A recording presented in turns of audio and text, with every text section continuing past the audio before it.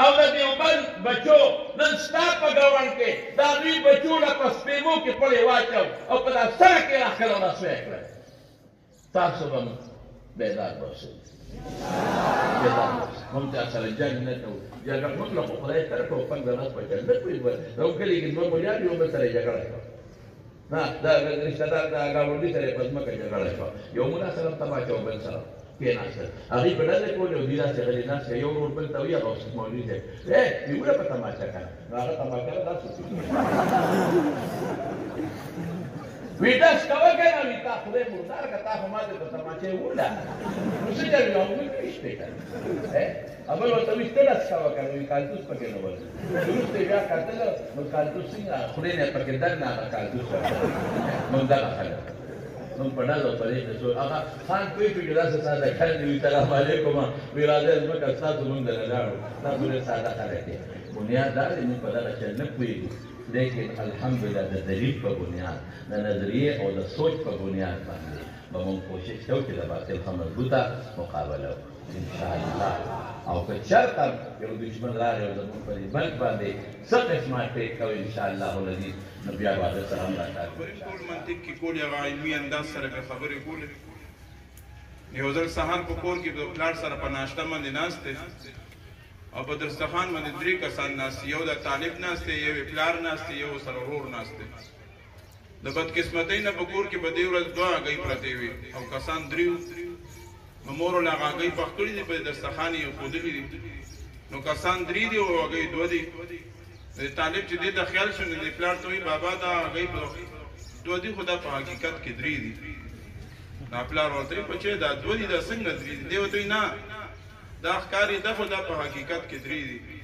نو پلار هم پریشانه شو چې دا زوی خو ما د کور نه روغ لېږلی او مدرسې ته دا خو لیونی راغلی ځکه 2 ته 3 وایي. نو پلار ورته وایي چې زویه دا څنګه 3 دي؟ دا خو ما د 2 ښکارېږي. نو د هغه یو له داسې په ګوته دیکه ورکړه وایي دا یو، بیا بلې له ورکړه وایي دا 2. نو پلار ورته ښه متوجه ناست دی وایي هغه درېیمه دی د دواړو مجموعه. په مجموعې خو پلار نه پوهېده او ته وایي زویه زما خو پې سر خلاص نه شو. دی ورته بیا وایي بابا دا یو دا بله دا 2 وایي درېیمه وایي درېیمه دی هغه مجموعه. پلار یو هګۍ ځان ته په ډوډۍ کېښود، یو د ګلفي ته کېښود، ته وایي ته یې مجموعه. خو دوی عزتمندو خبرې درته کومه یو څو خبرې ساده ساده او منطق کې درته نه کومه یو بل سره بې پوه شو نه زه د خپلو شیوخو ته کوم دا خو زموږ استادان دي د بسبق تبلیغ کې هغه ډېر ښکلي تبلیغي دی او ډېر ښه سړی دی. مونږ او تاسو ټول د خدای په دې لار کې قبول وکړي امین ووایئ. نو هغه به داسې کار کوو چې د دې مولیانو پیښې به یې کولې.